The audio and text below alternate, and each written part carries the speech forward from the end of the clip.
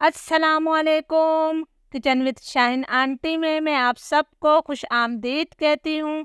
आज मैं अपने किचन में बहुत ही आसान तरीके से मज़ेदार मसूर की दाल तड़का बना रही हूँ। इसे लाल दाल भी कहते हैं। इसके लिए मैंने 200 ग्राम यानी कि 1 कप मसूर की दाल ली। इसे अच्छी तरह से साफ़ करने के बाद मैंने आधे घंटे पहले इसे भिगो दिया था।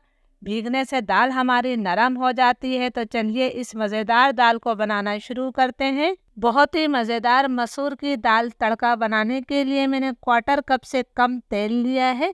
बहुत ज़्यादा तेल की हमें ज़रूरत नहीं है। तेल को मैं गरम कर लेती हूँ। तेल गरम हो गया है तो एक दरमियाने साइज़ की प्याज को मैं बारीक चॉप करके इसके अंदर शामिल कर रही हूँ। प्याज को हमने मुसलसल चलाते हुए हल्का गोल्डन ब्राउन कलर आने तक फ्राई कर लेना है। बहुत ज़्यादा डार्क कलर प्याज को मत दीजिएगा। प्याज पर हमारे हल्का सा गोल्डन ब्राउन कलर आ गया है तो अब मैं इसके अंदर 1 खाने का चम्मच भरकर अदरक लहसुन का पेस्ट शामिल कर रही हूँ। अदरक लहसुन को भी हम 1.5-2 मिनट तक भून लेते हैं ताकि अदरक लहसुन का कच्चापन ख़त्म हो जाए। जब तक अदरक लहसुन हमारा भूनेगा प्याज भी हमारी थोड़ी सी और डार्क कलर में आ जाएगी। अगर आप पहले ही से प्याज को डार्क कलर में कर लेंगे तो फिर आपकी प्याज जो है ब्लैक हो जाएगी। अदरक लहसुन हमारा अच्छी तरह से भुन गया है और आप देख सकते हैं कि प्याज का कलर भी थोड़ा डार्क हो गया है। अब मैं 2 दरमियाने साइज के टमाटरों को छोटे टुकड़ों में काटकर शामिल कर रही हूँ। 1 चाय का चम्मच हम नमक डाल देते हैं। 2 हरी मिर्चों को मैंने काट कर शामिल कर दिया है। अब हम टमाटर की भी 2 से 3 मिनट तक भुनाई करेंगे। नमक डालने से टमाटर बहुत ज़्यादा जल्दी नरम हो जाते हैं। इस दाल को बनाना बहुत आसान है और ये बहुत ज़्यादा मज़े की बनती है। इंशाल्लाह बच्चे और बड़े सभी इस दाल को बहुत ज़्यादा शौक से खाएंगे। 2-3 मिनट तक मैंने टमाटरों की भुनाई कर ली है। आप देख सकते हैं कि टमाटर हमारे नरम हो गए हैं। अब मैं इसके अंदर कुछ पाउडर मसाले शामिल करूंगी। 1 चाय का चम्मच भरकर मैंने धनिया पाउडर शामिल किया है। आधा चाय का चम्मच हम हल्दी पाउडर डाल देते हैं। 1 चाय का चम्मच मैंने लाल मिर्चों का पाउडर डाला है। नमक और मिर्च हमेशा अपने टेस्ट के मुताबिक लिया करें। थोड़ा सा मैंने पानी शामिल किया है ताकि मसाले हमारे जले ना। अब हम इस मसाले की बहुत अच्छी तरह से भुनाई करेंगे जब तक तेल इससे अलग नहीं हो जाता। जितना अच्छा आप मसाला भूनेंगे उतनी ही जायकेदार आपकी दाल तैयार होगी।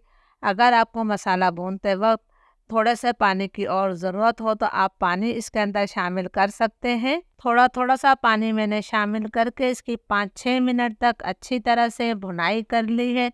तेल इससे अलग हो गया है यानी कि मसाला हमारा बहुत अच्छी तरह से भुन चुका है। तो अब मैं इसके अंदर भीगी हुई दाल शामिल कर रही हूँ। दाल का तमाम पानी मैंने निकाल दिया था।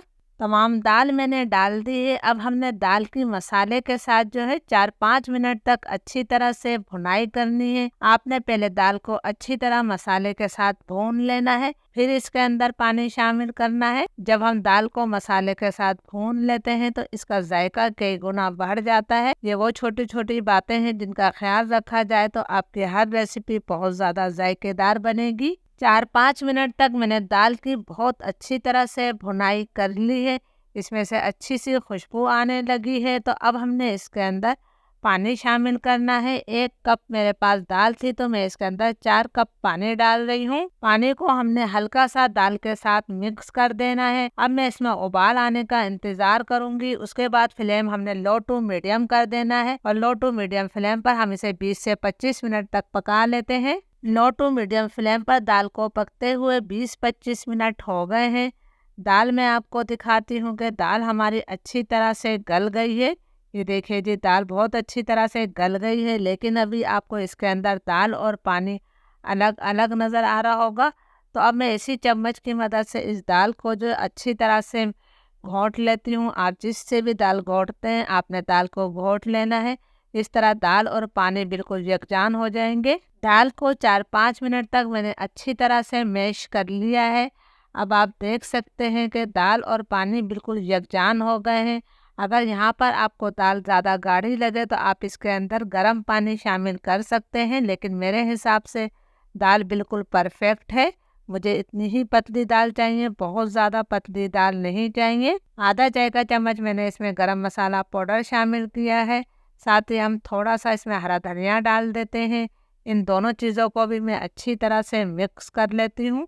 फ्लेम में बिल्कुल लो कर रही हूँ और इसके हम तड़के की तैयारी करते हैं। तड़के के लिए फ्राई पैन में मैंने 2 खाने के चम्मच भरकर घी शामिल किया है और घी को मैं हल्का गरम कर लेती हूँ। घी गरम हो गया है तो इसके अंदर मैं 1 चाय का चम्मच सफ़ेद ज़ीरा शामिल कर रही हूँ। 5-6 लहसुन की कलियों को मैंने बारीक काट कर शामिल किया है। अब हम ज़ीरे और लहसुन को हल्का सा कलर तब्दील होने तक फ्राई कर लेते हैं। ज़ीरे और लहसुन का कलर तब्दील हो गया है तो अब मैं इसके अंदर 4 साबुत गोल मिर्चें शामिल कर रही हूँ। इसके साथ ही चूल्हा मैंने बंद कर दिया है और इसके अंदर मैं कलर के लिए 2 चुटकी लाल मिर्चों का पाउडर शामिल कर रही हूँ। इससे दाल में बहुत अच्छा सा कलर आएगा। हमारा मज़ेदार तड़का तैयार है। इस गर्मा गर्म तड़के को मैंने दाल के अंदर शामिल कर दिया है। चूल्हा मैंने बंद कर दिया है। इसे मैं 2 मिनट के लिए ढक दूंगी ताकि तड़के की खुशबू बाहर ना निकले। फिर हम 2 मिनट बाद इसे सर्व करेंगे। दाल को मैंने सर्विंग बाउल में निकाल लिया है। इसे हम जीरे वाले चावलों के साथ सर्व कर रहे हैं। साथ में आपने सलाद और अचार भी ज़रूर रखना है। इस तरह दाल का जायका बढ़ जाएगा। इजाज़त दीजिए। अल्लाह हाफिज़।